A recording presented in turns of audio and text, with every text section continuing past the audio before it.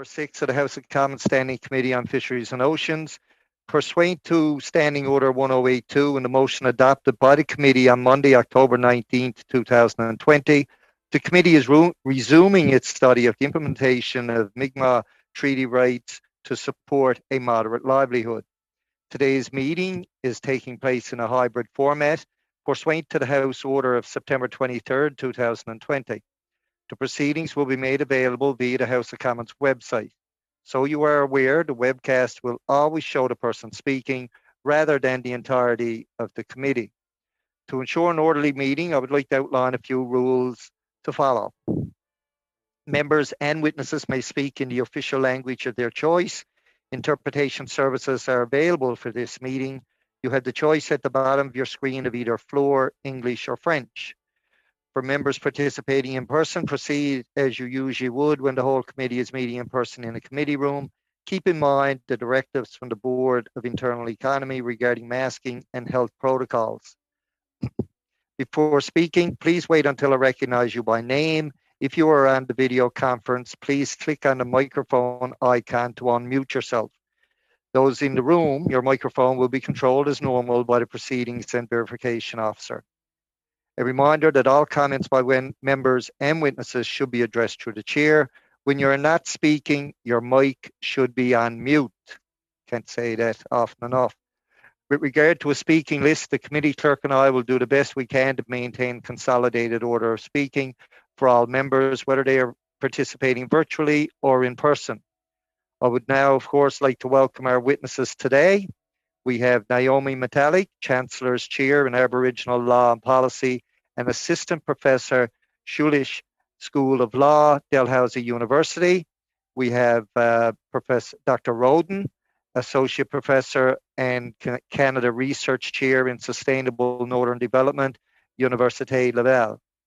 We also have Dr. Wicken, Professor, Department of History, York University. We will now proceed with opening remarks. Professor Metallic, over to you for 5 minutes or less, please.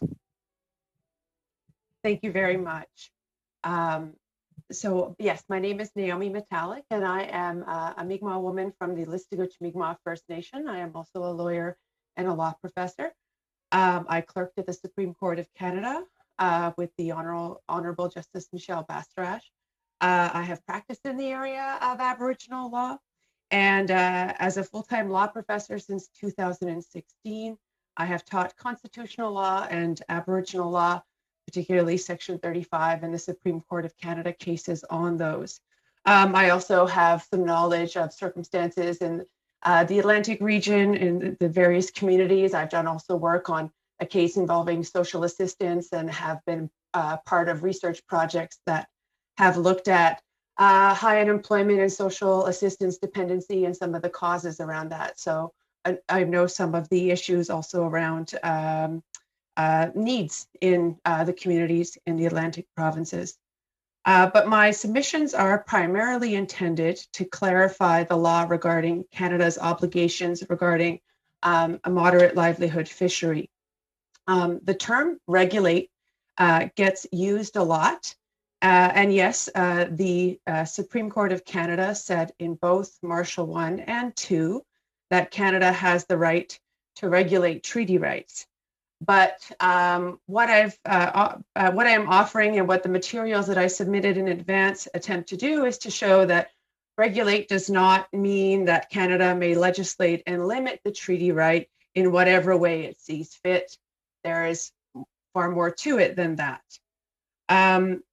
So to give some bit of broad brushstrokes to the submissions that I provided, when Section 35 was introduced and when the Supreme Court interpreted it for the first time in a case called Sparrow in 1990, the court acknowledged that Section 35 had changed the rules of the game and that these rules would provide a strong check on legislative powers of the government. Now, it didn't mean that the federal government didn't have any legislative powers, recognizing that particularly with respect to the federal government, there's the Section 9124 power in relation to Indigenous people, but there was also a clear recognition that there also now because of Section 35, would be limits on how far regulation in respect to Aboriginal and treaty rights could go. So the focus of my paper looks at when there is an infringement of an Aboriginal and treaty right, there is in fact a two-step test, a justification test that the court has provided and has been extremely consistent in how this test works since the decision in Sparrow in 1990. So the two sort of tranches or prongs to this test are first that there has to be a valid objective, and then second, that the government has to show that it's followed a certain process that ensures that its treatment of Aboriginal or treaty rights is in line with the honor of the Crown and the government's fiduciary duty with respect to Indigenous peoples. On the valid objective front, the court has identified that conservation and management of natural resources can be part of a valid objective.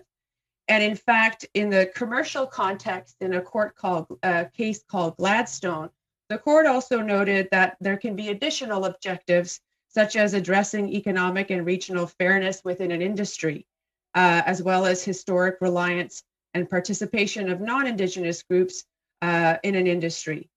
But the court also makes a point in another case called Powley that it's simply not sufficient to just assert a valid objective. The government also has to bring evidence supporting that valid objective and that they're actually acting on it in good faith. So that is the valid objective prong, but there's more to it than that. And I think that often the media coverage on this issue tends to forget step two, and that's actually the harder part to meet for governments. And step two, as I said, it's about meeting Canada's fiduciary duty and honor of the Crown in addressing and accommodating Aboriginal and treaty rights. So here the court has said that there's various things the government needs to do. First, it needs to show that it gave the right priority. Now, depending on the right and issue, that priority can be different.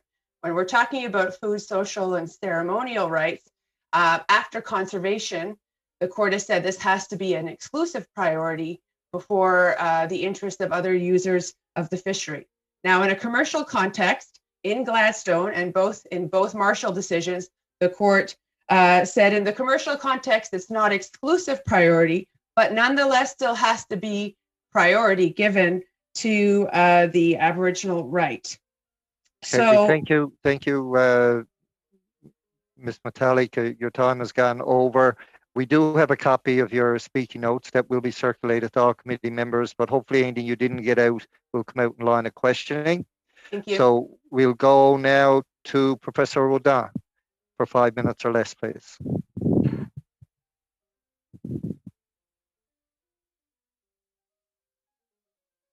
Merci beaucoup. Merci pour l'invitation. Thank you very much, and thank you for the invitation. I will be speaking in French. I'll try not to speak too quickly. I am a political science professor, so I may have a different perspective on this crisis. I've worked with Indigenous communities for a long time now, including fisheries management issues and salmon fisheries, as well as negotiated agreements with governments. The first thing that has struck me in this crisis is about the issue of access to resource, which is central. Access to resources is in a particular context here because before the Europeans arrived here, the Indigenous peoples that lived here were self-sufficient and managed the resources. So we have to remember that historically. We see that historically, but also in different files, we can see different positions in different contexts. One of the examples is the case of Algonquins, there was a sought moratorium on moose hunting, but Indigenous access to resources usually has to be protected. With Mi'kmaq, it's not just an issue of making a modest living, but access to the resource itself. So they've decided to open their own fishing season, which is clearly expressed and recognized by Canada's Self-Government Policy, 1984, in which they said that Indigenous peoples have ancestral rights and have rights that they can negotiate with governments, and access to resources is one of the major priorities there. This is something that's going to take place more and more in Canada. During such a crisis, having witnessed a salmon crisis in the Moisey River, there were conflicts between commercial fishers and recreational fishers and Indigenous fishers. Conservation of natural resources does allow us to recognize the federal government's authorities over such resources, but also Indigenous communities' rights to manage their own resources, which allows for certain collaboration.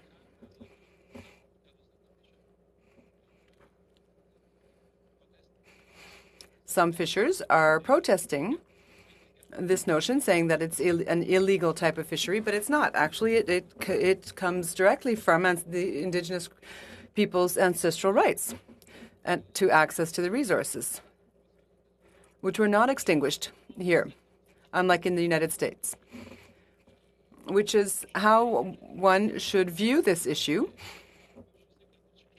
I know that the Supreme Court talked about a modest living,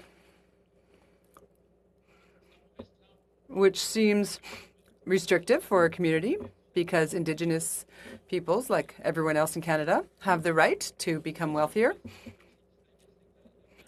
And also, you have to make the distinction that Indigenous fisheries, even the commercial Indigenous fisheries, falls under community permits. These permits are not used to enrich individuals, but serve to enrich communities. I'm aware of other examples which led to conflicts initially, but in the end, things were well accepted by other fishers around them. They had their own boats, their own fishers, and their own licenses. So I think we have to consider self-determination in this context and also set up co-management institutions, allowing people to harmonize their practices and make decisions together to properly manage and conserve the resources.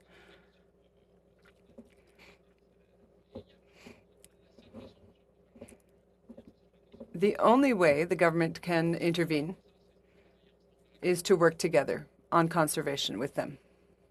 This is what I would recommend, and I think I'll end my comments there. Thank you for that.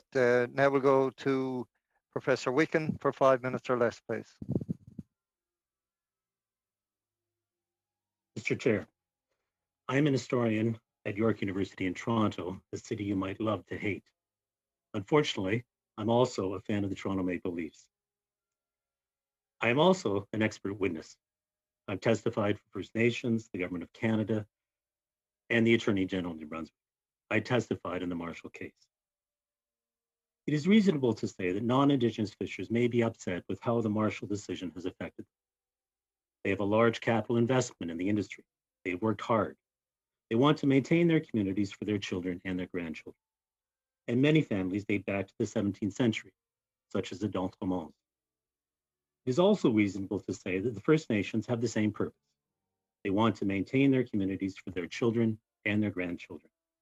And their families date from before the 17th century, such as the Baptistes. There are shared as well as different histories here which we need to be honored and remembered. so that the past does not become a lodestone around our necks, but emblematic of our strength as a diverse but unified people. But there are elephants in the room. First, non-Indigenous fishers might feel that every time a commercial license is retired, is bought by the federal government and given to the First Nation, there will be fewer non-fishers, and perhaps their scenic coastal towns will become good summer places for rich Upper Canadians. Second, First Nations might feel that their land was stolen, their resources monopolized, their livelihoods taken away, and they might wonder how they are now being accused of not wanting to conserve lobster. And they might wonder as well why there should be a limit on their livelihood. And then there are the politicians who grapple with how to represent all their constituents, knowing that Indigenous people form a small proportion of their voters. And so many people blame the government, and that's a problem because government is a force of good. And there are many intelligent, hardworking people in the Department of Fisheries and Oceans. How then do we reconcile these diverse interests? It is true that many people living in coastal communities in Atlantic Canada were poor well into the 20th century. It is also true that the Maritimes form the three poorest provinces in Canada. It is not true, however, that everyone has been historically marginalized. The most disadvantaged have been the Mi'kmaq, Maliseet, and the Passamaquoddy. Let me give you an example of how that happened. The Mi'kmaq are historically fishers. Why then is Shubenacadie not on the coast where that community was originally located? Because coastal areas south of the Shubenacadie River in Nova Scotia were only for white settlers. The Mi'kmaq became refugees in their own land. The Acadia Band in Southwest Nova was a creation of this diaspora, formed in 1960, but they were placed far away from the sea. But did not the treaties they signed with the British Crown protect them? The Mi'kmaq Maliseet signed 6 treaties with the British Crown between 1725 and 1779. The treaties were how the British hoped to integrate Indigenous people into the common law, making coexistence possible. After 1783, colonial and then federal governments dismissed the treaties as having no legal validity. The Mi'kmaq and Maliseet, however, remembered the treaties. Why? Because governments had worked to marginalize them economically, socially, and politically. The Mi'kmaq and Maliseet remembered the treaties because they were a means to maintain a semblance of their own community. They came to identify principally not as Canadians by the early 20th century, but through their treaty relationship. When my family moved to Nova Scotia in 1993, there were already problems in the lobster fishery in Yarmouth. Both the government and the Mi'kmaq believed that the courts were the only way to resolve the issue. And lawyers on both sides wanted the case to be decided by the Supreme Court of Canada. Both Indigenous people and non-Indigenous fishers are trying to maintain their historical relationships to their communities, to maintain their families and their cultures. On the one hand, we have fishers who have a private right to the fishery through the licensing system. But the Mi'kmaq don't have a private right to their licenses through the community does. And they also fish through the food fishery program. So one question you might ask is what that right to the food fishery program means and why the First Nations may want to exercise that right. The other question is to ask why Shubenacadie and Indian Brook are an issue. An examination of the council members today suggests they are mostly young, and perhaps part of a generation who felt the sting of discrimination at their local high school in the 1990s. You need to understand their history, how they think about their history, to understand why they do what they do. Thank you. Thank you for that. We'll now go to and we'll start off with the Conservative Party, and I'll go to you, Mr. Bragdon. We didn't receive any list of order of speakers or questioners, so I'll leave that up to you for 6 minutes or less, please. Thank you, Mr. Chair, and thank you to each of the witnesses who've joined us this evening, provided valuable insight and testimony, and we appreciate the input that you've brought to the committee. As you know, we find ourselves in a situation that didn't emerge overnight. This is something that has been ongoing for a number of years, and recently obviously seems to have been escalating. Well, not seems to, but has escalated to a very serious point in Nova Scotia. There are a lot of misunderstandings on from all sides, and I think what's happening is throughout this process, there seems to be a whole element who have felt like perhaps they haven't been properly consulted or haven't been part of the process. There seems to have been an absence on the part of the minister to have been actively and proactively involved in coming to a solution sooner than now. And we're hearing compelling testimony from Indigenous representatives and folks from the Indigenous community, which definitely shedding light on their right to fish. And we're also hearing from representatives from the commercial fishery talking about their concerns of being left out of the process. I would just ask the members of the members that have spoke here this evening, the witnesses, to each of you. Maybe I'll start with you, Mr. Wiccan, and move through. Do you feel like that there's something that could have been done differently or could be done better to help us get to a peaceful resolution and to make sure that all interested parties are part of a solution? So I'll start with you, Mr. Wiccan. I'll speak very shortly and I'll pass it over to the other panelists. What I would say in response is partly because I testified at Marshall, and the lawyers for the federal government at that point, as well as the federal government, did not believe they would lose that case at the Supreme Court of Canada. So what happened from that is there wasn't a plan. And I think we've heard that through the panel, or I mean through other witnesses. And that created chaos, and particularly in New Brunswick, but also in Yarmouth.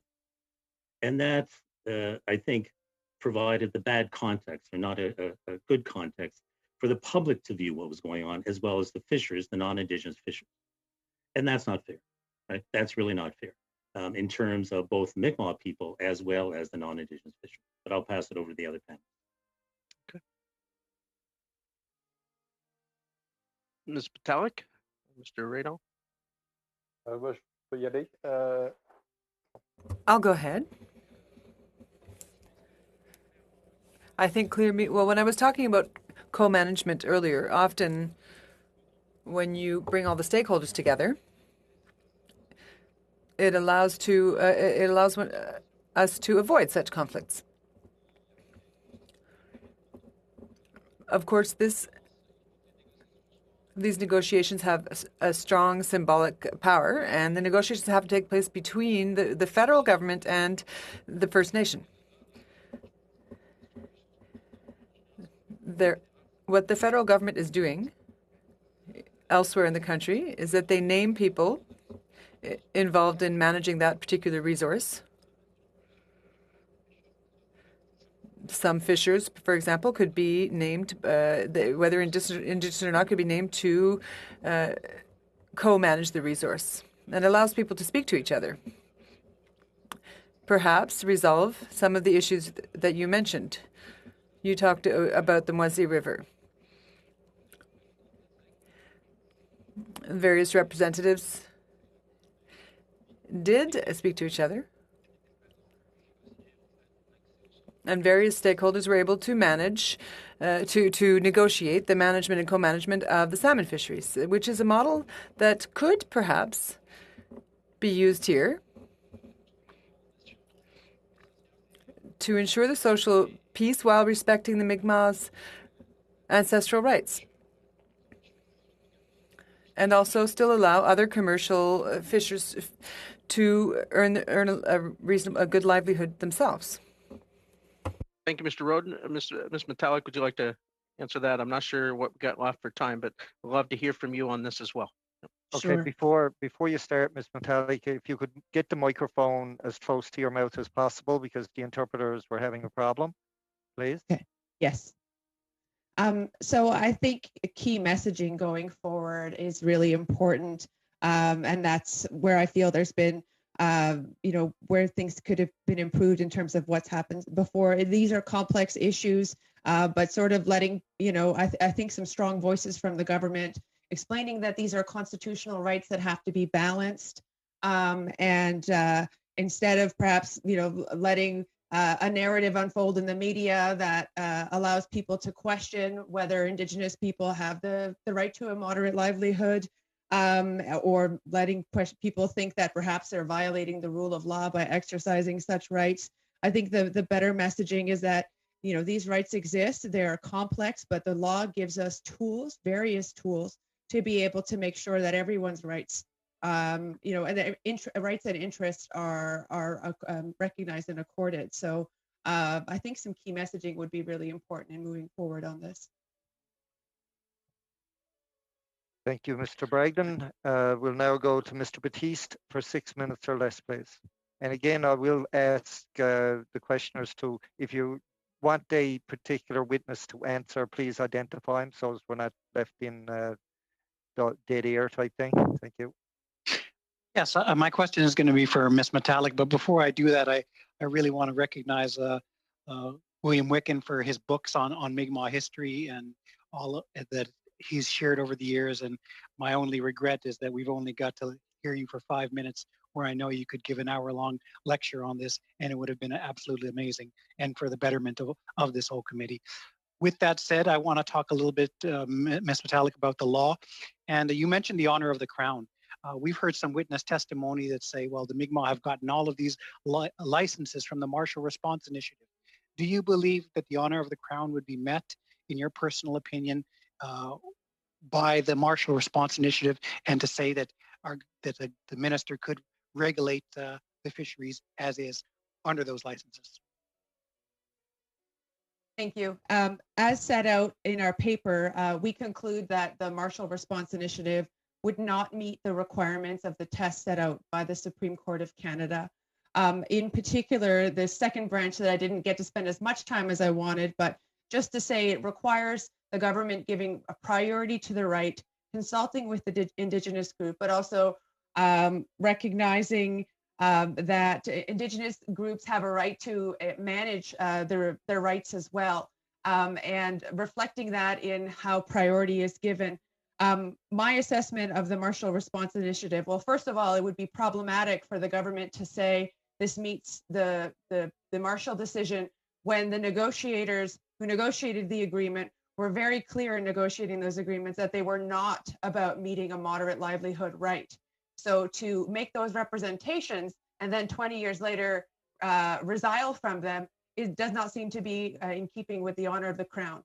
But in addition to that, even if you could make the argument that they do address or they could be considered a justified infringement, there's no evidence really about, in terms of priority, whether this is when it was originally negotiated in 2000, whether it met priorities. The court talks about a proportionate share based on the population of the community, as well as the importance of the resource to the Indigenous group.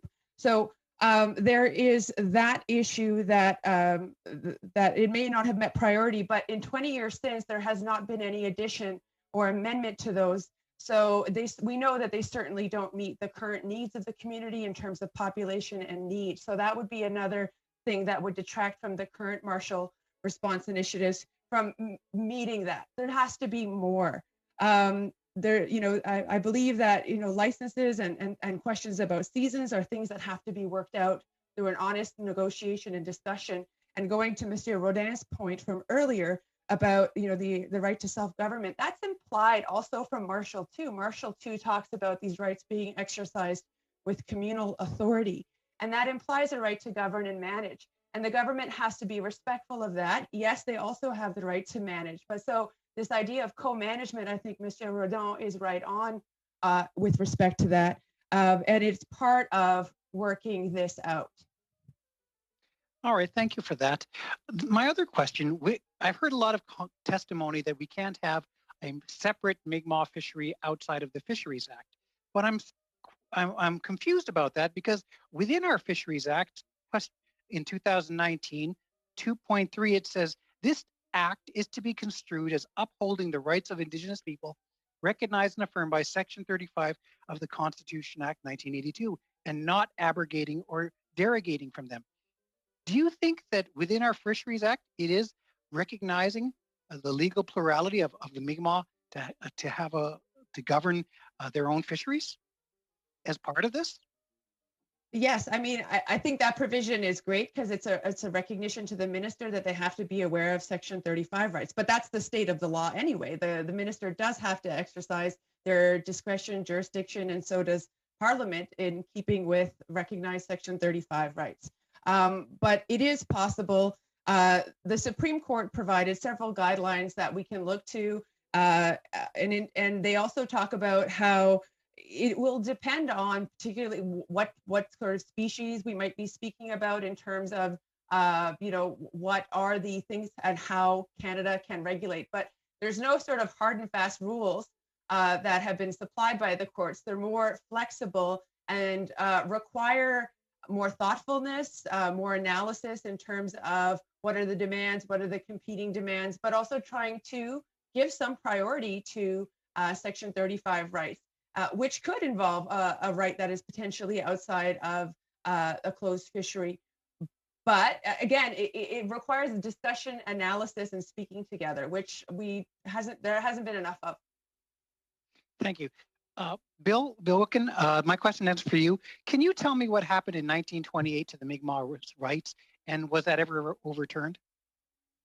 Yes, thanks for the question. And this is the Gabriel Syliboy case I think you're referring to, in which Judge Patterson of the County Court in Nova Scotia, in Cape Breton Island, ruled against Grand Chief Gabriel Syliboy, who had been charged with hunting muskrat out of season. The upshot of that decision became seminal in terms of understanding Mi'kmaq treaty rights, or whether there was a treaty or not, and whether it was valid legally. And that continued up until 1980s with the Supreme Court decision of 1985. The other point about that is, I think that's important to remember, is that the Mi'kmaq never surrendered through any of their treaties title to their land. And they were told in the 1970s and the 1980s that that title no longer existed because it, in quotation marks, had been superseded by law. So part of the issue, I think, for many Mi'kmaq people and Maliseet people across Atlantic Canada is they still have title to their land. They still have title, and there's a sense that they've been marginalized. Their resources have been taken away without their consent. And that's part of the thing when I look at this situation today, and even back into the 1990s, which drives their own understanding of their own history and of their, what I call, or what we could call their historical consciousness. Yeah, thank you, Professor Wicken. Mr. Batiste, your time has gone over. We'll now go to Madame Gill for 6 minutes or less, please. Merci, Monsieur le Président. Thank you, Chair. First of all, I'd like to thank all the witnesses who have joined us here today. I have a question for Mr. Rodon. Of course, as a committee, we hope to have recommendations to provide and solutions to propose. And we know that Mr. Rodon is an expert in co-management. And since I represent my riding, which includes the Moisy River, perhaps Mr. Rodon could talk to us some more about co-management and provide us with concrete examples of co-management that were successful. Thank you. Thank you. Co-management has existed in Canada for some time now. Parks Canada used it for the first time in managing national parks on lands that were occupied by Indigenous peoples. So, of course, it affects territorial issues. There was the James Bay Agreement, of course, which does include some co-management. And all such agreements now include co-management of the territory as well as the natural resources on that territory. Obviously, it happens more often up north, although I did provide you with the example of the Moisy River co-management agreement, which has existed for 5 or 6 years now, which was created to resolve a salmon fishing conflict. And it was a fairly strong conflict that led to the death of 2 Innu fishers. So many of Inuk fishers wanted to have manage their own salmon fisheries. So even though the Moisy River was completely occupied, the Moisy River is a public club, and there are private clubs all the way down the river, but they did find a spot for this moderate livelihood fishery. I think that took place around the end of the 1990s. So I discussed that in my doctoral thesis. And co-management has allowed the successful resolution of several conflicts. Another one was for caribou hunting. And there was another one in Temagami. So it's a model that works. Not always. Of course, it requires goodwill on all parts. It's like any other kind of collaboration. If people aren't really willing to find a solution together and work together, then it won't work. But really having everyone come to the same table almost forces them to find a solution. So it takes time, but for conflicts that are like this one with the Mi'kmaq, I think it would be a solution that would allow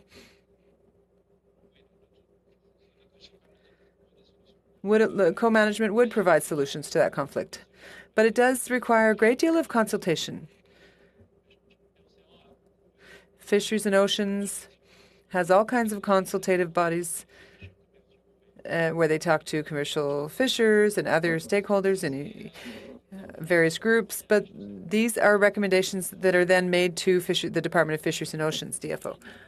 Here we're talking about real influence. So there may be recommendations made by your committee as well, but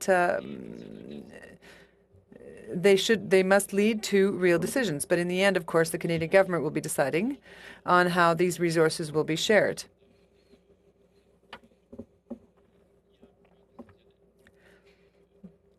The government has control over that. But these solutions already exist in some parts of Canada, and not just in Canada. It's used a great deal between states and local populations in Africa, for example. It's a model that works. There are no guarantees in life, of course. But if you ask my opinion, according to my experience, I think that allows one to resolve these conflicts peacefully. Thank you. Now, I know that it takes time and that it depends whether or not stakeholders are willing to work together, and there may be difficulties, but in the fairly short term, do you think that as soon as you start working on co-management, do we generally see tensions drop? The social tensions that we're currently seeing in the area?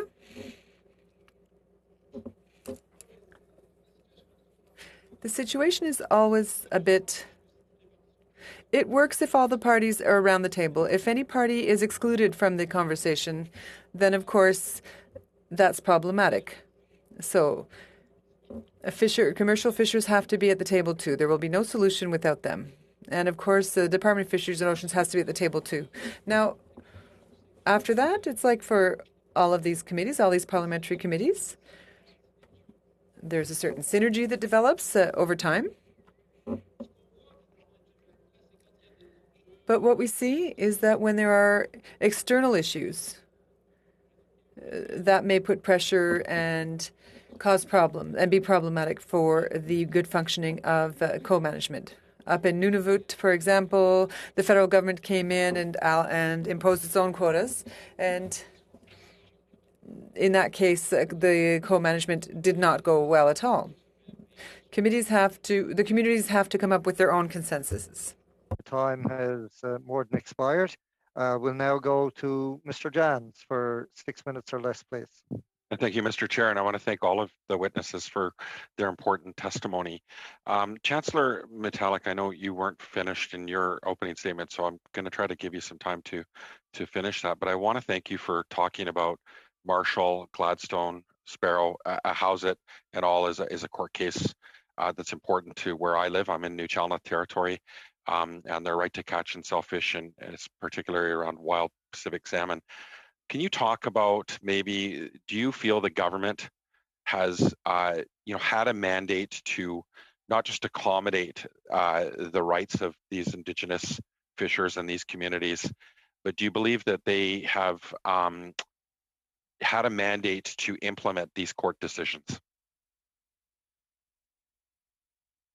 I think, forgive me if I don't get the question, but I might get you to reframe it. But I was involved when I was a lawyer in a court case from 2013 where I represented 12 of the 13 Mi'kmaq First Nations from Nova Scotia and going to court at that time because they had been at the negotiation table seeking over and over again to have the negotiators come with a mandate to discuss implementation of a moderate livelihood fishery. And we brought the court case, and eventually it ended with not it being put on hold so that negotiations could continue. But unfortunately, here we are 7 years later. But so have I answered your question about a mandate? I'll just give you an example. Judge Garson, who oversaw the House at Bell court case here in British Columbia, in 2017, 8 years after the court decision of 2009, the Government of Canada appealed that decision, scolded the Government of Canada for knowingly sending their negotiators to the table without a mandate. And I'm wondering, do you feel that the Government of Canada is going to the table genuinely with a goal to accommodate the right, or do you believe that they're constantly going to court to diminish and restrict the rights of Indigenous peoples? There was a long period of time, I believe, where the government did not have a genuine mandate to going to the table. I hope that this is part of it, that perhaps that we might see some change. What I worry about is government looking for quick solutions, which I think was what the Marshall Response Initiative was, even though they told the Indigenous group it wasn't. And this is a relationship, and I think, a treaty relationship. And I think that's part of there needs to be a different way of seeing how this works, but you can't just throw money at something. That's what Marshall Response Initiative was. And I don't know as much perhaps as about the Rights Recognition Initiative, but from what I've heard, what I've been able to read about it, I do worry too that it's simply, we're just going to throw some money at it, buy some more licenses, buy some more gear, and that's it. But, as Professor Rodin was saying, and I'm saying too, it's about a relationship and about recognizing that, Indigenous people want more than that. They want a moderate livelihood, but they also want to be a part of this as well. And so there's this governance right that they have with respect to the moderate livelihood right, and they want to, be able to have a say in terms of the management of this right. So I think that there could be a much more meaningful approach taken. And can you elaborate on that? Can you talk about what that meaningful approach could look like? I think co-management is a really interesting approach. And so I'm really interested in what Professor Rodin is saying. We also see examples of that in some of the in some of the modern day treaties. I know that the Yukon and other groups also have co-management regimes. The Haida and Haida Gwaii also have. So those are some interesting models. But I guess it's I think too that it's not seeing this as a one-time transaction. This is just going to keep going. This is an issue that needs to be looked at regularly. Is it meeting the moderate livelihood needs? Are we respecting the views of the Mi'kmaq on this? And continuing to work together, because I think it is really a relationship, and that it's not just something that's going to go away. Mm-hmm. Oh, great feedback. And I know, right now, the government's approach has been, spending money on lawyers. For example, the House at Null court case, they've spent $19 million just on legal fees. I think that we need to see the government break away from that. We received correspondence to this committee from Regional Chief Kevin Hart from the Assembly of First Nations, calling for the UN Special Rapporteur on the rights of Indigenous people to investigate the government's failure to hold the rule of law and protect Indigenous fishers. Do you agree with this assessment from AFN that there are systemic racism problems within the Department of Fisheries and Oceans? And I'll stick with you still, Chancellor Metallic, if that's okay. So I haven't read their letter, but I mean, certainly there is some concern in terms of that perhaps the government has not been coming out clearly with the messaging in terms of what these rights are. It's letting people, try to take the law into their own hands and allowing narratives that make it sound like the Indigenous people are not following the rule of law when it's in fact Canada who hasn't been implementing a decision that is over 20 years old. I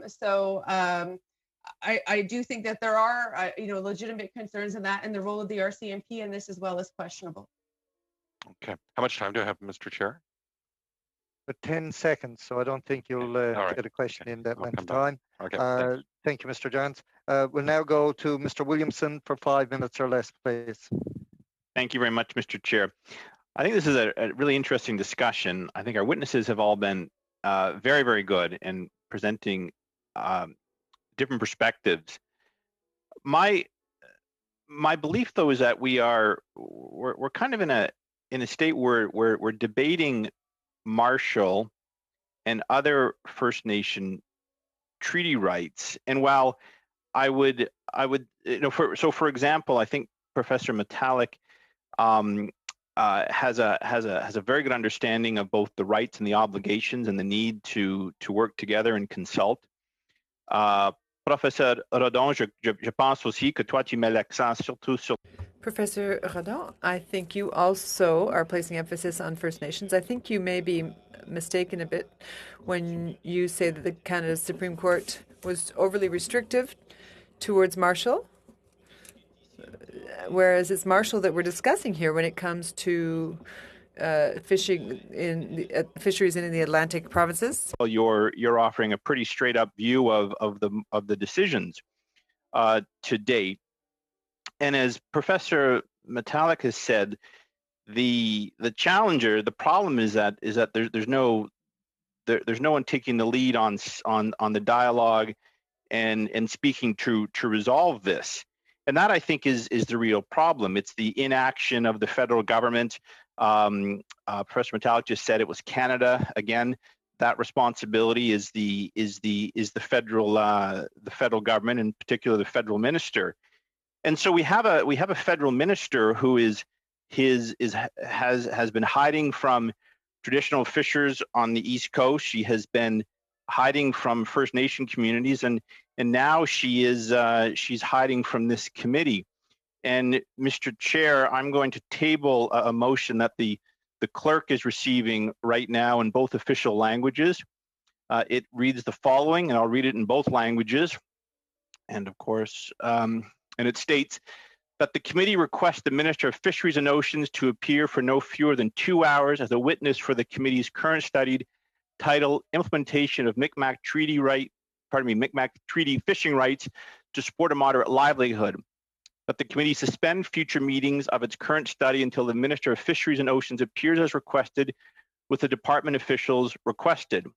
Puis en français, que le comité demande au ministre des Pêches. And in French, that the committee asks the Department of Fisheries and Oceans to appear for at least 2 hours as a witness under the current study, implementation of the fishing treaty-related fishing rights of the Mi'kmaq in ensuring a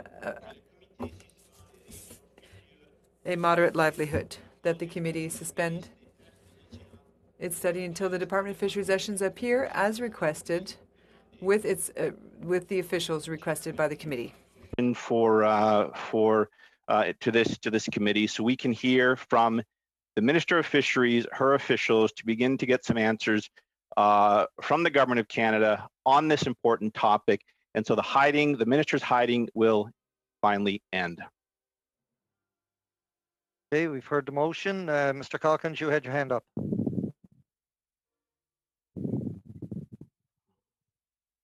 Thank you, Chair. I want to thank my colleague for bringing forward this motion, and my regrets to the witnesses that are before the committee today. But we're now in our fourth meeting, I believe, on this particular issue. And as an experienced member of Parliament, one who's not only been a member of this committee for a number of years, but one who's been a member of Parliament for almost 15 years, this is the very first time that I can recall that a committee has undertaken a study whereby department officials did not lead off, giving the committee members a lay of the land of what the issues were before the government. Furthermore, we have no assurances at all that the minister has any intention to actually come to this committee and to provide us with a sense of what the government wants or where the government needs to go. She has not asked the committee in any way, shape, or form to do any of this work for her. This was brought on by a member of the committee, which is that member's right to do so. But we are basically, for lack of a better term, fishing in the dark as to where this could possibly end up and where it needs to go. We have a very untenable situation where the courts have indicated that the Mi'kmaq and others have certain rights to access the fishery. Nobody is denying that at this committee. We also have an untenable situation for fishers who are following the laws and regulations put down by the Department of Fisheries and Oceans to access their livelihoods, as has been rightly pointed out by some of the witnesses that are here today. And even Professor Rodin has basically said that the government hasn't come to the table yet. Well, the professor is exactly right. The government hasn't even been at this table at committee.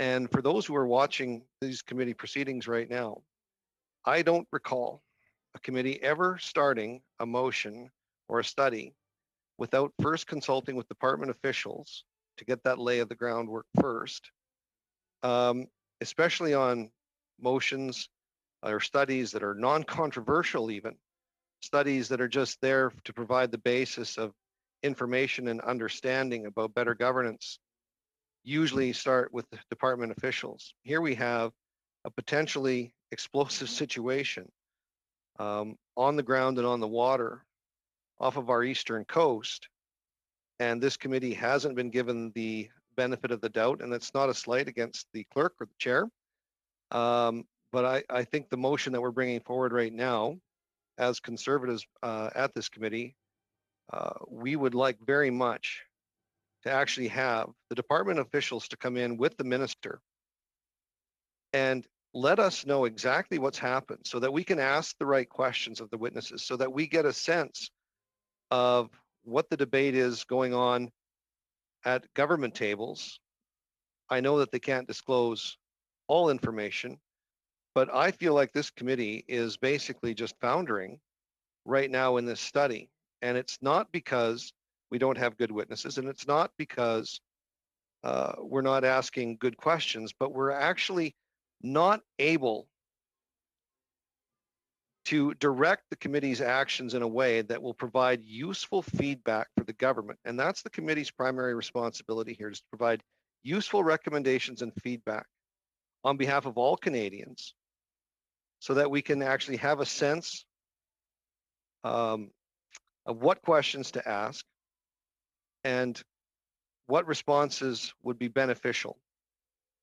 So, Mr. Chair, I would encourage the members of the committee that are here to take that responsibility seriously, this study very, very seriously, and support this motion that my colleague has moved. Because like I said, I've been a member of this committee for the better part of 10 years, I'm guessing. And I have never, ever seen a study start off without at least the departmental officials. And I've never seen a minister not be willing to come to talk to the committee about these issues. So I would ask, Mr. Chair, that through you to my colleagues at the committee to support this motion. I want to hear from the minister. I want to know what the minister's sense of the issues are on the ground, so that when more witnesses come, I'll be able to better do my job as a member of parliament. I want to ask the department officials some very pointed and tough questions about how they're managing this particular situation. I want to hear from those departmental officials on how they manage the lobster fishery, so that I can put that in context with the other witnesses that come before the committee. Canadians deserve better results and better responses from this committee's work. We can give them those better responses if we do things in a bit of a better order and I support my colleague's motion wholeheartedly. Thank you. Mr. Batiste.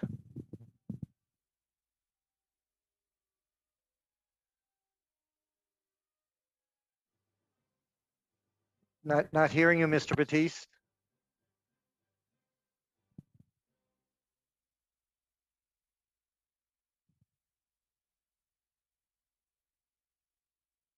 How about now? Can you hear me now? Yes.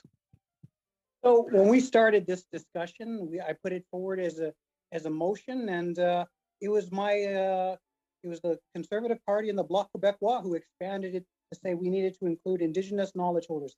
We needed to include the enforcement of the RCMP, and so we took something that was focused and expanded it because you needed to see this. However, I object to the notion that we needed to hear from the minister first or the fisheries department. What we are talking about, in essence, is law, Mi'kmaq law. And the witnesses that we have today are excellent. They've been relied on in court testimony, and they're amazing. The Conservatives said that we're fishing in the dark. Well, the witnesses that we have called are giving you a spotlight. And can we do this discussion during committee business and allow for the testimony, the valuable testimony that we're hearing there to move forward before we talk about when we bring the minister forward? And as far as I know, that there is a notion to bring her before November 30th, but I would like to get to the witnesses and the expanded witnesses that were asked for by both the Conservatives and the Bloc when this initial motion came forward. But I'd like to do so in a time that gives our committee members a chance to hear from these expert witnesses. Thank you, Mr. Batiste. We'll now go to Mr. Arnold. Thank you, Mr. Chair, and I'm happy that Mr. Williamson has brought this forward. In my 5 years of being on the Fisheries Committee, as Mr. Calkin stated, I don't ever recall where we didn't have the officials come in to give us the background, the history, the reasons, and the place in the ground or on the ground of where we're at this point in time, so that we can understand better the information that we receive from witnesses. This certainly isn't to detract from the 3 witnesses that we have today, but this is something the committee should have hashed out before we started off on this path, so that we had some groundwork, a foundation to work from, so that we knew where, what were the reasonings behind the Marshall 1 and Marshall 2 positions. How did we go 20 years? Some say there's been no movement on that. Some say there has been movement on those decisions.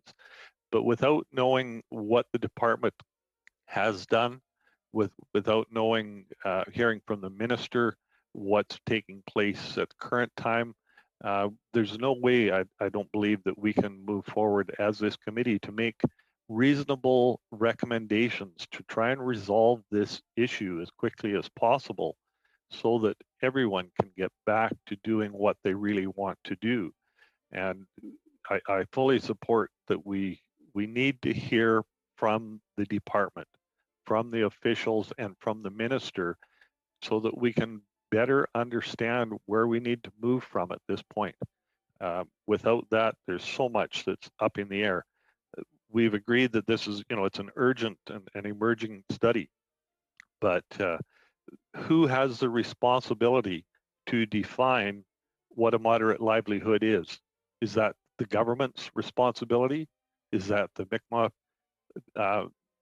bands to define that? Is it the people of Canada? Who should have a say in that? There's so many people's lives at stake that we, as a dozen committee members, are expected to rule on, or at least make recommendations on. We need to have the basis to make those decisions. So thank you, Mr. Chair. Thank you. Madame Gill. Merci, Monsieur le Président. Thank you, Chair. I don't know if it's possible in terms of procedure, so I will need your assistance in that regard, but I think we could move amendments to Mr. Williamson's motion. For example, relating to the fact that perhaps we could add a date for the minister's appearance before the committee. And as Mr. Betsy said, if it's possible, he said, yes, we would like to hear from several witnesses. And I completely agree with Mr. Williamson when it comes to hearing from the minister. So if we could create a subcommittee that could hear witnesses more regularly, and then the committee could welcome the minister, Minister Jern. So perhaps at the same time, those two groups could work in tandem and then increase the work that's being done since it is quite urgent. So I refer to you and perhaps to Madam Clerk for advice and to let me know whether or not it is possible to move such an amendment. Yeah, as far as I know, Madam Gill, you can amend any motion once when it's presented to the committee. That's happened many, many times. Parce que j'aurais... Oui, donc elle est pas... Well, very well. It's not written down. May I just say it in French? It'll be interpreted into English. So I would suggest, are you going to help me out here? I've got the text before me, so let's just see what we've got, since I haven't printed this document. That the committee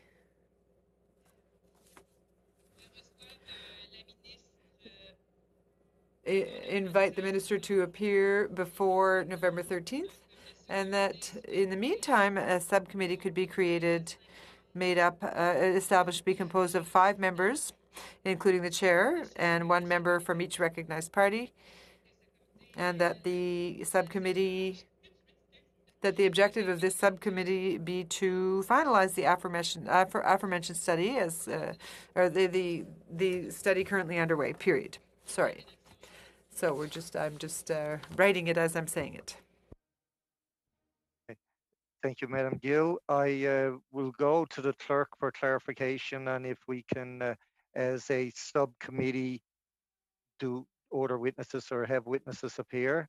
From my perspective, I thought all of that had to take place in actual committee with regards to witnesses. Nancy, for your guidance, please. Monsieur le Président, merci beaucoup. Thank you very much, Chair. Firstly, we'd have to see whether we're talking about an amendment. I believe that Ms. Gill was moving an amendment. By definition, an amendment makes a change to the main motion, which is intended to improve the initial motion. Whereas what you have just suggested seems more like a new motion. Perhaps it could be, the phrasing could be changed. It could be rephrased. So you could explain to me how it's an amendment rather than a new motion. Could you please repeat what you said? Perhaps it would be easier for me to draft it quickly. I don't know if it's possible. Is it possible to suspend for 2 minutes? We'll be very, very quick about it, and then I can send you my written motion. Okay, I'll suspend for 2. That's up to the chair. Remind everyone and the committee that we are running out of time. Merci beaucoup, Monsieur le Président. Thank you very much, Chair.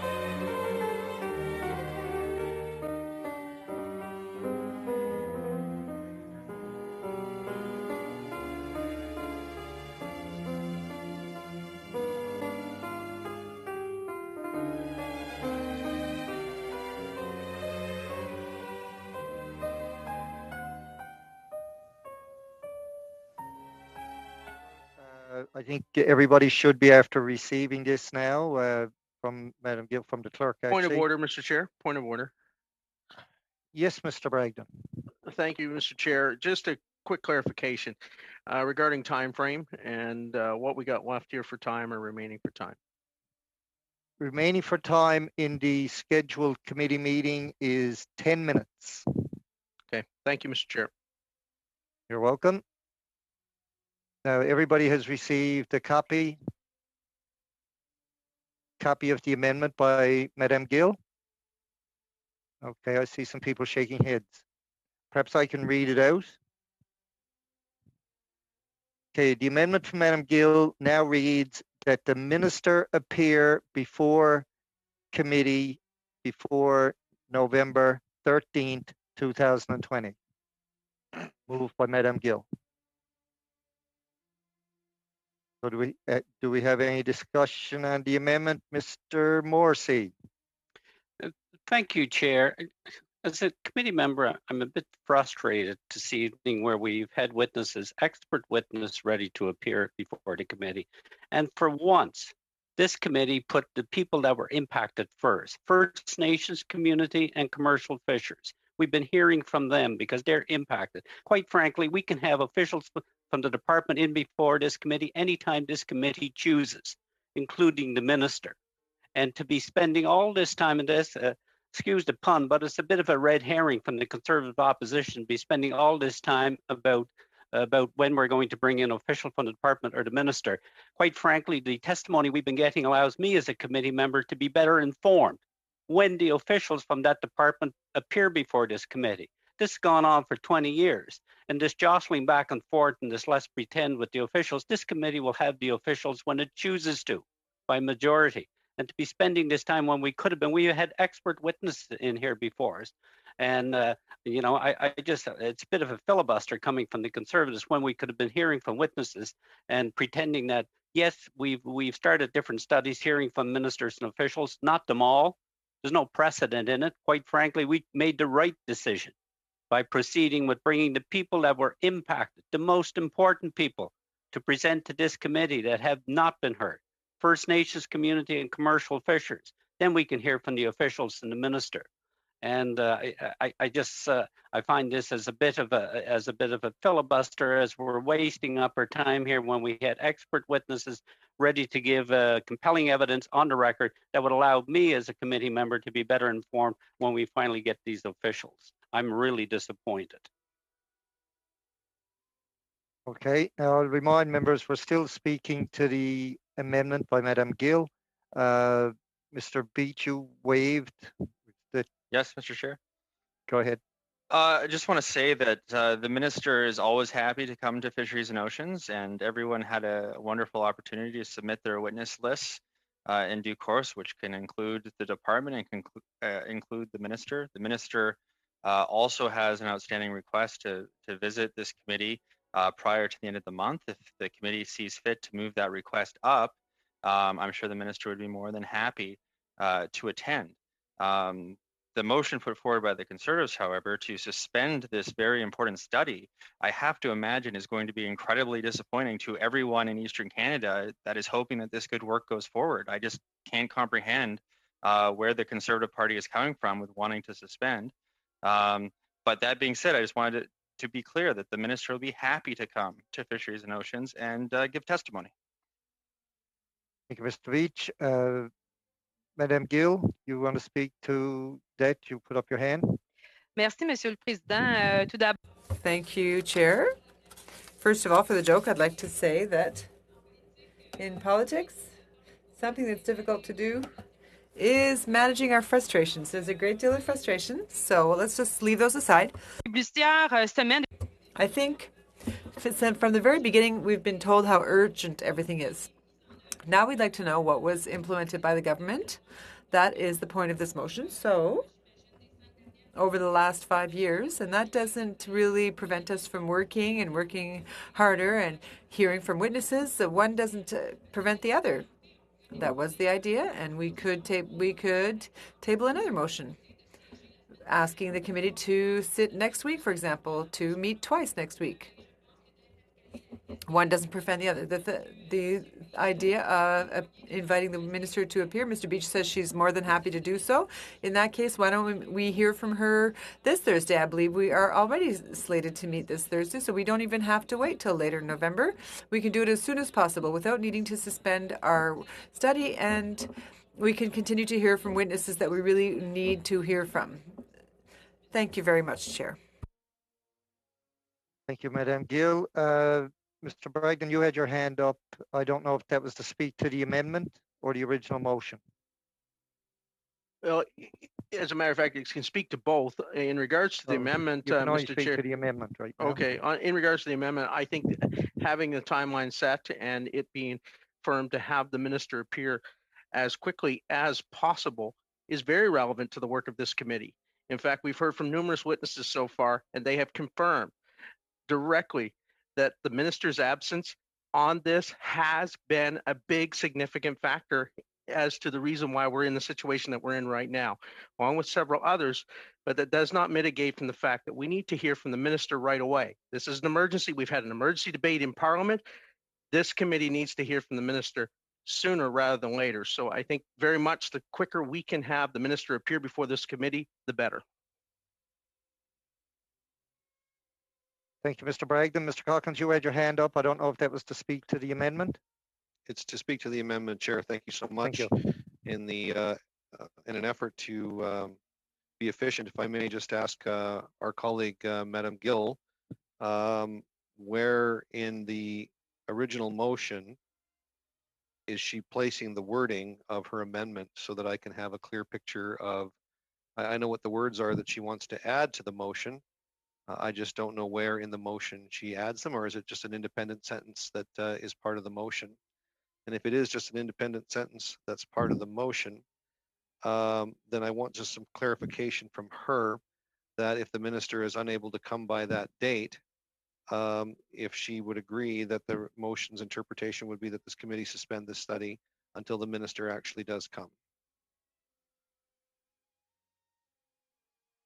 Yeah, thank you, Mr. Calkins. I will go to Madame Gill now to respond to your question.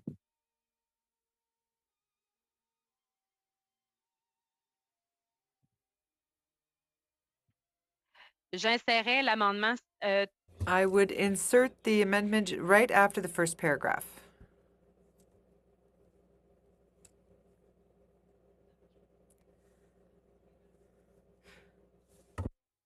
Okay, thank you, Madame Gill. You answered that question. Mr. Williamson. Thank you. Et merci beaucoup, Madame Gill. Thank you. Thank you very much, Ms. Gill. Amendment, and I think the placing between the first and or placing it in between is the correct place. To my colleagues, Mr. Morrissey and Beach, I'm pleased the minister will be able to join us quickly. I think therefore this motion then will hopefully then receive all party support so we can hear from the minister in a timely fashion. And Mr. Beach, I can assure you, folks down east want to hear from the minister. That includes traditional fishers, it includes First Nation, it includes provincial governments. She has been hiding out east, she's hiding in Parliament, and she is not going to hide from this committee.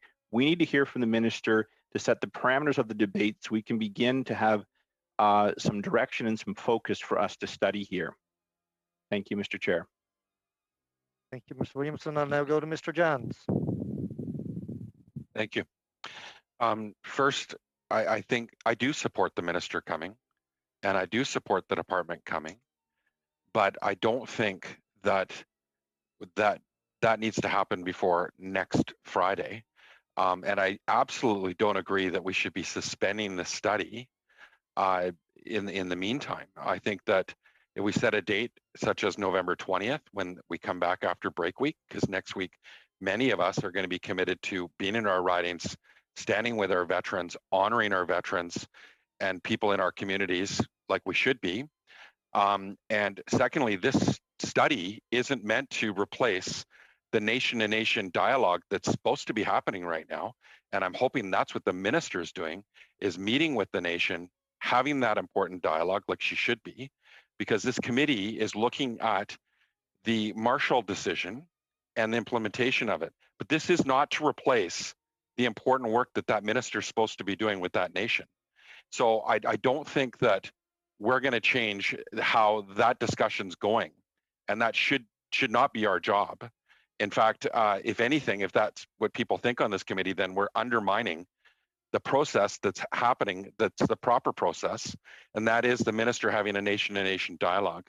So I would support an amendment to both motions. One would be this one to extend to November 20th, and then I'll be looking and moving a motion that we don't suspend this committee before the minister comes, because we have important witnesses like the ones today that we should be listening to.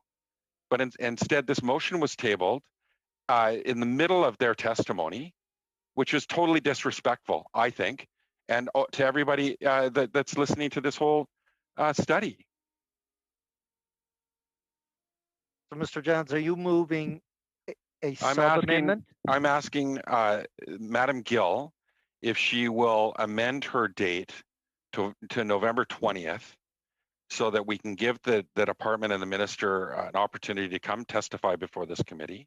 And then I'll be moving a motion, another amendment after this amendment to Mr. Calkins to see if he will not suspend this study and take that language out of his motion. So first, I'm asking for a friendly amendment from Ms. Gill that we look at November 20th. Point of order, Mr. Chair. Point of order quickly. Sorry, Gord, I don't mean to interrupt, but yes, I think Mr. you're Calkins. confusing me with Mr. Williamson, who moved the motion. My apologies, Mr. Calkins. Absolutely. Mr. Johns, it has to be considered a sub-amendment. You're moving a sub-amendment. So I'm moving a sub-amendment to Ms. Gill's amendment that we look at November 20th for department officials and the minister to appear before the committee. Okay, we've all heard the sub-amendment by Mr. Johns. I'll keep going down the speaking list, I guess, but we have to speak now to the sub-amendment. Mr. Arnold.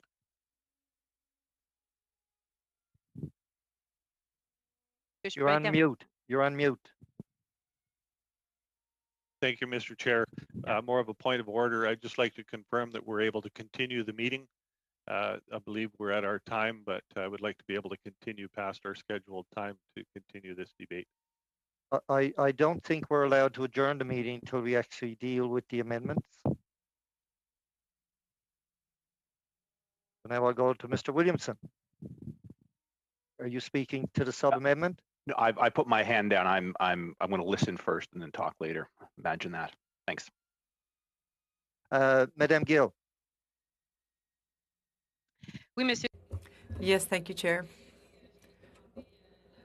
I was going to make a comment on Mr. John's sub-amendment. I'm not sure if that's what I should be doing, but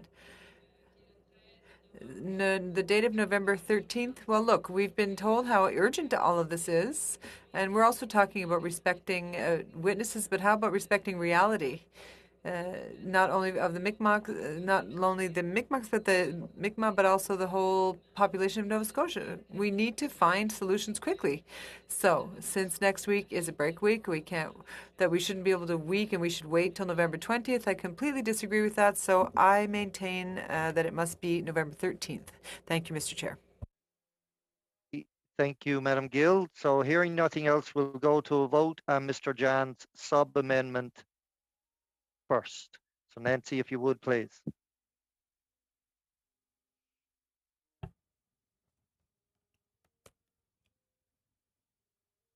Mr. Chair, on a point of order, could you clarify just what we're voting on? This is not clear to me. Mr. John's sub-amendment is to have the minister appear before November 20th.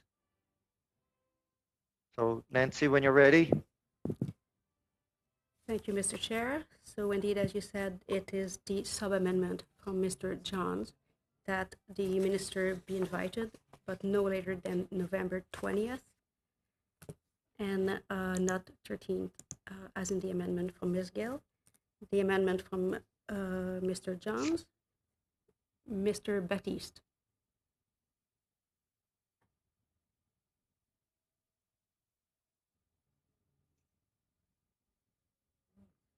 Mr. Batiste, can you hear me? I cannot. Now I can hear you. As I understand, I'm voting on November 20th and that we're not stopping the study. And if that is the case, then I support Mr. John's motion. No, amendment. Let's clarify. Mr. John mentioned two things, but amendments must be dealt one at a time. So this sub-amendment is the sub-amendment to Ms. Gill motion, and it is to modify the date November 13, to modify it for November 20th. So this is the one sub-amendment that you are voting on. Mr. Batiste? I vote in favor. Mr. Beach? I vote in favor. Mr. Finnegan? Oui, je vote en faveur. Mr. Hardy? I vote in favor. Mr. Morrissey? I vote in favor. Mr. Arnold? I vote against. Mr. Bragdon? I vote against. Mr. Calkins? I vote against. Mr. Williamson? I vote against. Madame Gill? Je vote contre. Mr. Johns? I vote for the motion.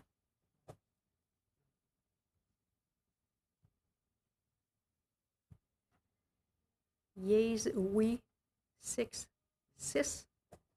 Nays, no, 5, 5. Okay, so the sub-amendment is passed. Now we'll vote. Is there any further debate on the amendment made, the now amended amendment from Madame Gill? Mr. Chair, on the amendment, I move that we remove the words that the committee be suspended. Okay, we've heard. Point of order, Mr. Chair. Yes, Mr. Kaka. I don't believe that Mr. John's amendment is in order at this particular point in time because we're simply dealing with the amendment from Madame Gill, which has been amended. Okay. So I'm not trying to do your job for you, Chair, but I think Mr. John's is a little premature in his motion and would need to be applied to the entire motion, which would be dealt with after this amendment. Yes. So seeing no other hands, Nancy, do you want to call the vote or record the vote on the amendment? Yes, by at Madame this Gill? time you would be back to debate on the amendment from Ms. Gill.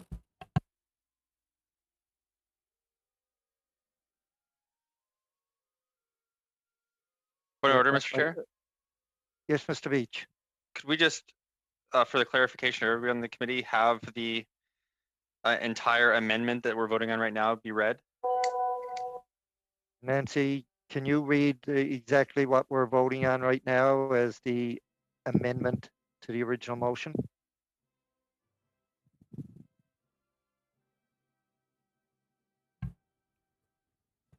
So,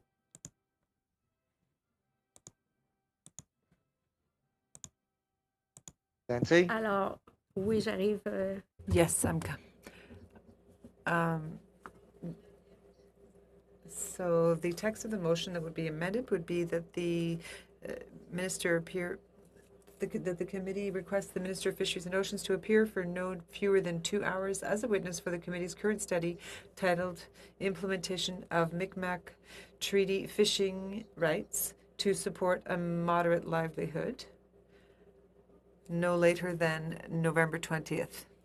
That the committee suspend future meetings of its current study until the Minister of Fisheries and Oceans appears as requested with the departmental officials requested. Thank you, Nancy. Seeing no Mr. Chair? hand.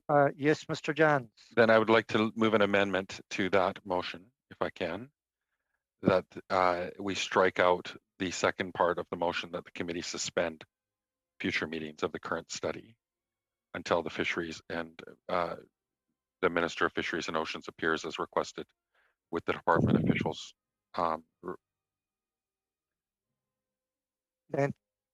Nancy, is that in order to do another amendment now, or should he wait until we get to the voting on the main motion as amended? You will have to vote on what I just read. Once this is adopted, then you will be able to move a different motion or amendment. Point of order, Mr. Chair. Okay. Yes, Point Mr. of order. Calkins. Again, the only thing that we're voting on now is the addition of the words in English that the minister appear before November 20th, 2020. That's all we're voting on. Correct. Because Yeah, that's what the clerk said. that is the amendment that Madame Gill put forward that was amended by Mr. Johns. The entirety of the motion is not up for debate outside of that one clause. And Mr. Johns, I would respectfully ask him again to wait until we vote on this amendment, and then he can move his amendment. Exactly. Thank you again, Mr. Calkins. Now, Nancy, if you'll go to the vote on the amended amendment.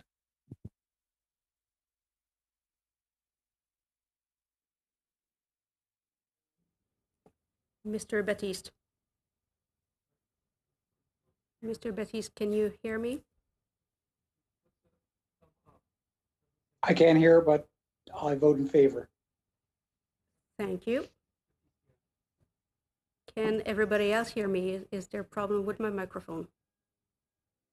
Thank you very much. Mr. Beach. In favor. Mr. Finnegan. Vote en faveur. Mr. Hardy. In favor. Mr. Morrissey. In favor. Mr. Arnold. In favor. I just want to make sure you said in favor. Yes, Madam Clerk, I vote in favor. Mr. Bragdon.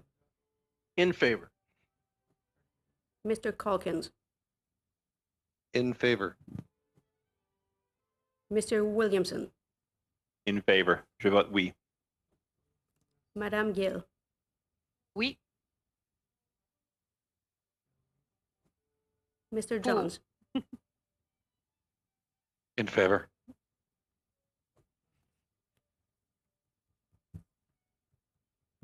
Yeas, 11 oui. Thank you, Nancy. Now, Gord, Mr. Johns, I see you have your hand up to speak to the amended motion of Mr. Williamson. Yeah, Mr. Chair, I move that we strike out from the committee suspend future meetings of its current study until the Minister of Fisheries and Oceans appears as requested with the department officials requested. Okay, we've heard the motion. Any discussion? Mr. Calkins? Thank you, Chair. Thanks, Mr. Johns, for proposing that. However, as used as I am to the NDP, throwing a lifeline to the Liberals these days, any notion that we remove this clause is simply going to put the committee at the unfortunate position of having no leverage to ask the minister to come. As the committee members all know, ministers will only come if they so choose. They're not compelled in any way, shape, or form. This clause is there as an effort to compel the minister with a consequence if she does not appear before the committee, which is the suspension of this study. Now, I don't know, maybe I'm being facetious, and maybe the minister will come in good faith before the committee prior to November 20th. But I would not wager that it's improbable that the minister would find other places to be, perhaps looking for Waldo, who's also missing, and not appear at the committee before the 20th of November. And if we strike this clause, then we will simply continue on with where we are right now, with no knowledge from her or from her department officials as to what their position is or what their knowledge is or what their experience is before this committee as we continue on our journey, which would basically undermine the entire notion of the minister and department officials coming in the first place. So I don't know why, Gord, you wouldn't, as a member of an official opposition party, wouldn't want to hear from the minister and from the department officials. I wouldn't presume to impugn your motivations, but it would seem to me that this would only serve to weaken the motion, and I don't know why that would happen. Mr. Williamson. Thank you, Mr. Chair. And Mr. Johns, use your lower hand button to get you're not on the list, and I can see you're anxious to speak. Gord, there's a lower hand or raise your hand. No, go hit participants, and you'll get a whole list of names there, and then in the bottom right corner it says raise hand. So, look, I think you're supposed to be speaking to the actual. Yes, no, but I could see, I could see. Pardon me. I seen him wave his hand. I seen him wave his hand. I caught him. All right. Gordon, I would urge you to reconsider this, not because I don't think you have a desire to hear from the minister, not because I don't think you want this committee to function, but I do believe my colleague Mr. Calkins is correct that there is a very good chance the minister might not show if there's no leverage. And this is 3 long weeks now for the minister to appear, all of this week, possibly the recess week, and then the week after that. There'll be multiple opportunities for the minister, and should she not appear, there's no consequence.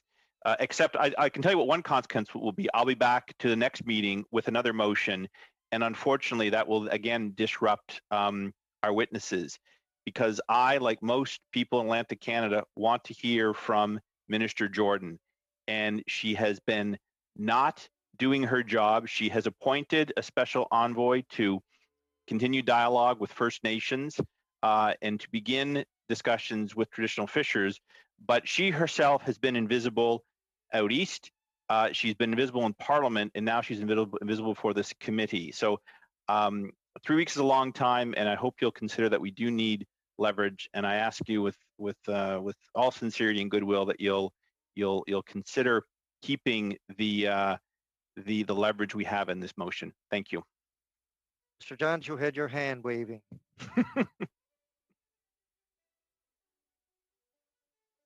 You're on mute, Gord. You're on mute. So, well, first I'm going to respond to a couple of things here. Hearing the Conservatives trying to frame me as giving a lifeline to the Liberals here. First of all, this committee, our job is not to replace the process that's going on. That is a nation-to-nation process. And this committee cannot undermine that process. I cannot underscore that more. Secondly, having the minister come and testify should not be suspending the work of this committee. We have a motion with an amended date of November 20th, directing the minister and the department to come and testify to this committee. And in fact, I know that the Conservatives like to take these partisan shots that I'm giving lifelines and not wanting the minister to be here. That couldn't be farther from the truth. It's actually peculiar that they would put this motion forward in the middle of very important testimony that they clearly didn't want to hear, that stands up and for the rights of Indigenous people in this country, which they say they stand up for, but when they were in government spent millions of dollars fighting the very people of my riding, millions of dollars and the tens of millions of dollars against their rights for a fishery that was, supported in the courts of this country. So I find it shameful to be accused. Point of order, Chair. Mr. John. The direction of this. Madam Gill has asked for a point of order. C'est bon, Monsieur le Président. I just thought, Chair, that we were getting away from the subject. I just wanted us to come back to what we're debating. Thank you. Gord, are you finished? So, Mr. Chair, my motion stands the amendment stands. I appreciate the Conservatives putting forward a motion to invite the minister and the department, which we wholeheartedly support. We do not believe this committee has a right or a role to undermine a very important process that is happening right now with the minister and that nation. And I want to see the minister there before this committee. And this motion, when it's passed, is calling the minister to testify for this before this committee. And it doesn't change anything. It really doesn't. And so I'm standing with the motion that I put forward, the amendment. Thank you, Mr. Johns. We'll now go to Mr. Batiste. Can you hear me? Yes, sir. Well, I'm going to support MP John's motion, and it's for a reason that the Atlantic is watching. People are watching this. People care about this. And for the Conservatives to threaten to filibuster witnesses every single meeting, when Mi'kmaq Nation are watching, when fishermen are watching, there's a lot at stake here, and we're trying to get it right. So for you to make those threats, my family are down there fishing. You know, these are my people, my community members. There are also fishermen who are scared. And for you to sit there and say that you're going to threaten to filibuster every time we bring witnesses until the minister comes in is shameful. Thank you, Mr. Batiste. Madame Gill. Ms. Gill. You're on mute. Oui, je. Oh, I'm sorry. Mr. Chair, I wondered if Mr. John's amendment was actually in order.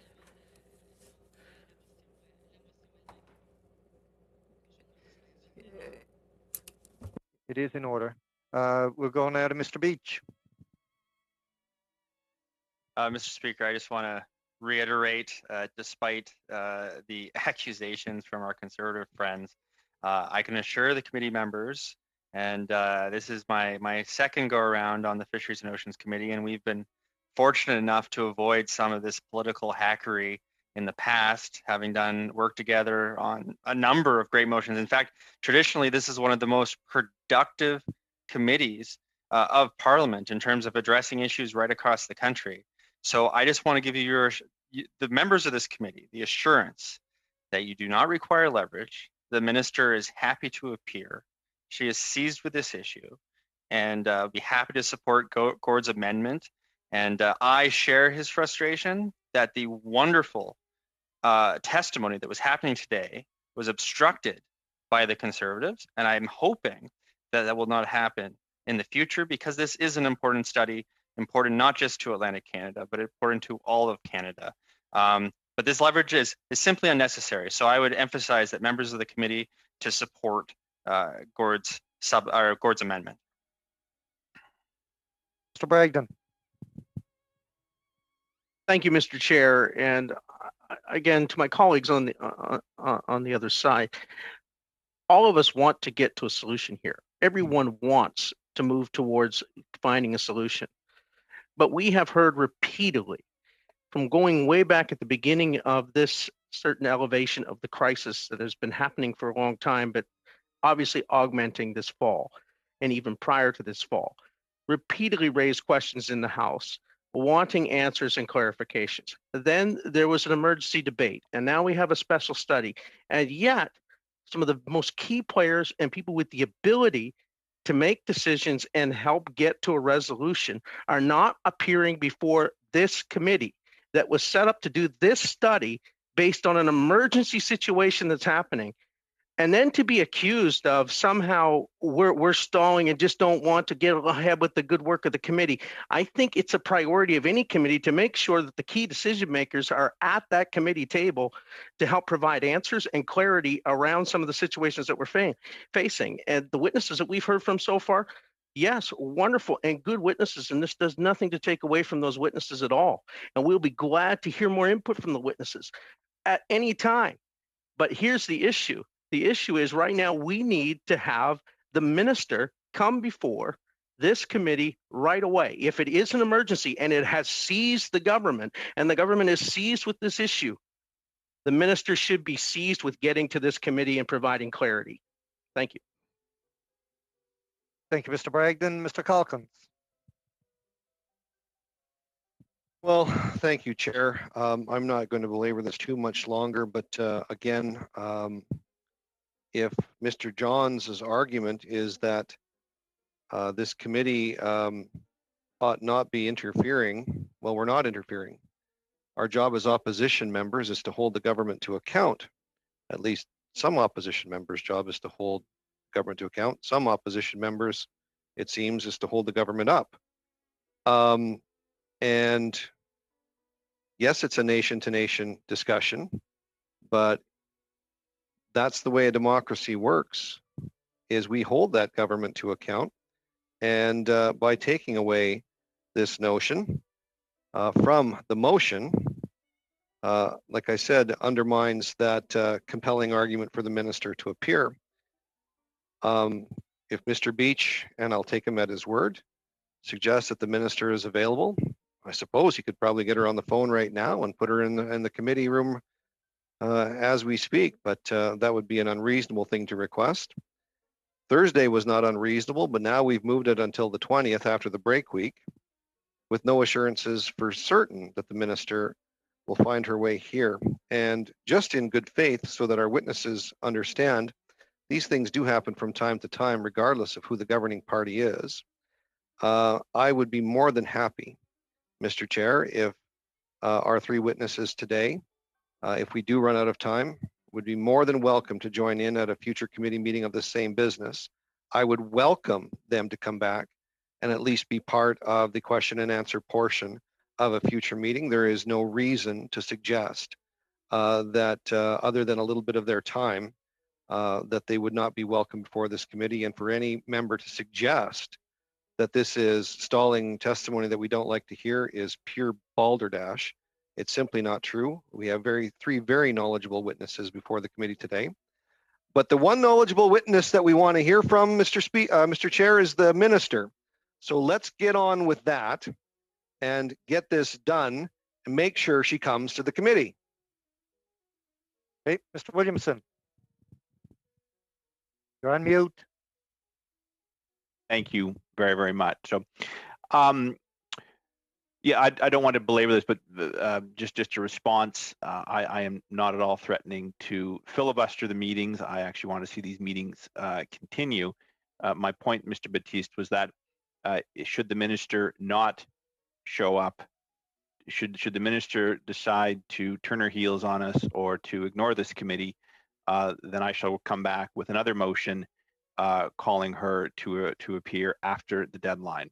Until then, should this motion proceed, and I can count, this work will continue because this is important work. But so is hearing from the minister, from her department officials, and ensuring the government of Canada is doing its job. Because right now we do not. That does not seem to be the case from any vantage point in Atlantic Canada, whether it is Indigenous, non-Indigenous, or from provincial governments. Thank you, Mr. Chair. Thank you, Mr. Williamson. Madam Gill.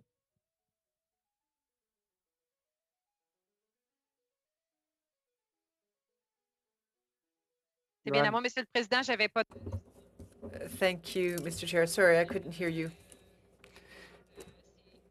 Well, it's not necessarily a pressure tactic. It's more an assurance that because the minister is not necessarily compelled to appear before the committee, but if we have a date, then at least we'll ensure that the minister will appear before our committee.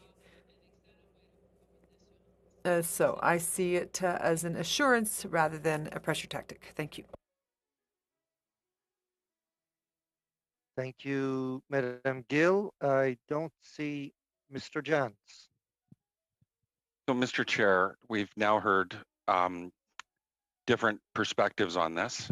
Again, I assure the committee that I do want to hear the minister come, and I appreciate Mr. Williamson, understanding that with the amended motion, the minister comes and testifies before the given date, or they will step up their action. I do want to say something, Mr.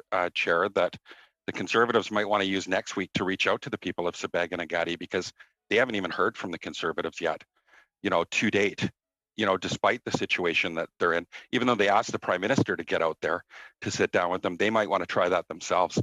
So I hope we can vote on this motion and get rolling. Thank you. Thank you, Mr. Johns. Seeing no further hands up or interventions wanted, Nancy, if you could go to a vote on Mr. Johns' amendment, please.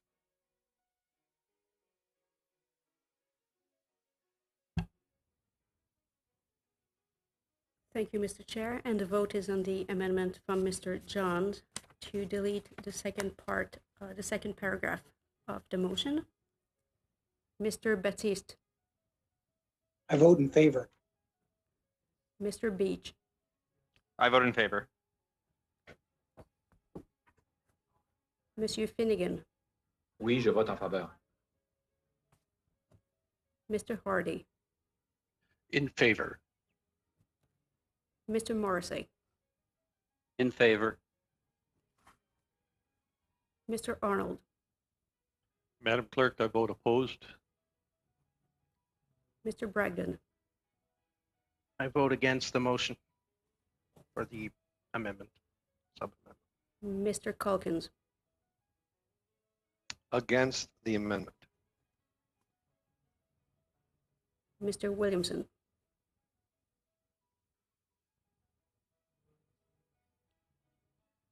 You're on Mr. mute. Pardon me. With all due respect to MP Johns, I vote against the motion, the amendment to the motion. Madame Gill, Je vote contre l'amendement. Mr. Johns, Vote for the motion.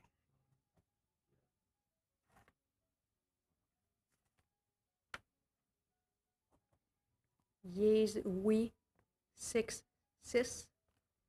nays, non, 5, 5. Okay, so the amendment to the motion as amended is passed. Now we'll go to the vote on the motion as amended. Seeing no discussion, Nancy, will you Mr. do Chair, the- Yeah, Mr. Beach. could you please read the entire motion as amended? Nancy, could you look after that, please?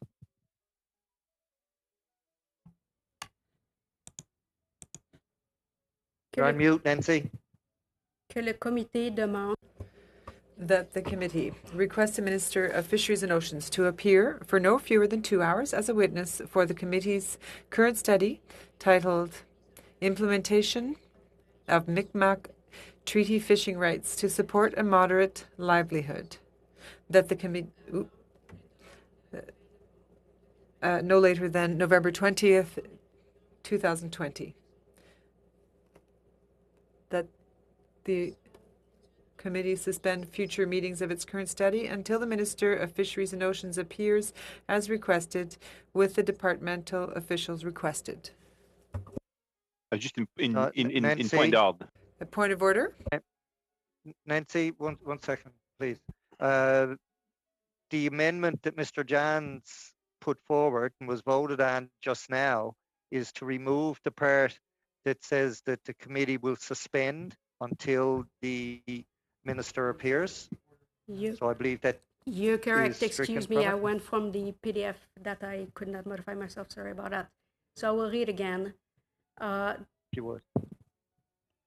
Que le comité That the committee requests the Minister of Fisheries and Oceans to appear for no fewer than 2 hours as a witness for the committee's current study titled Implementation of Mi'kmaq Treaty Fishing Rights to Support a Moderate Livelihood no later than November 20th, 2020.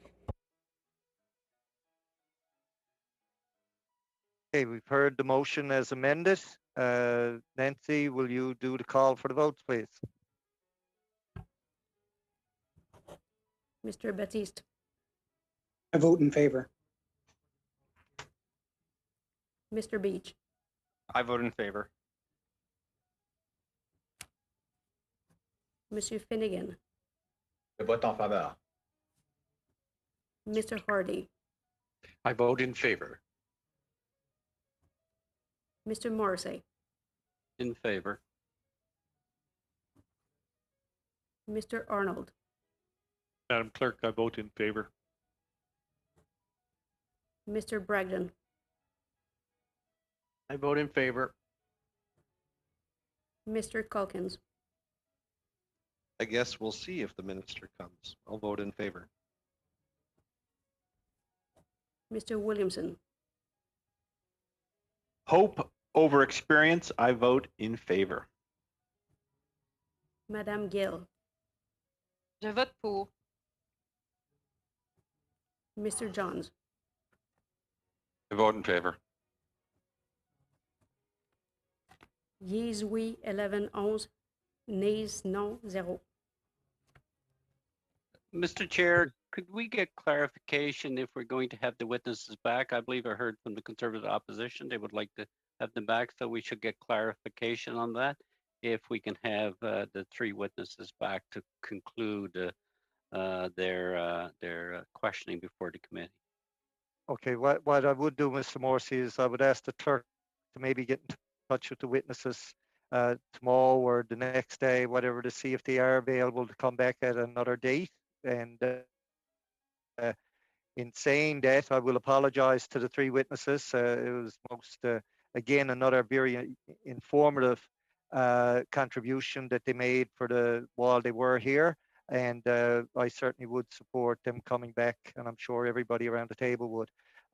In saying that, we ran completely out of time and over time.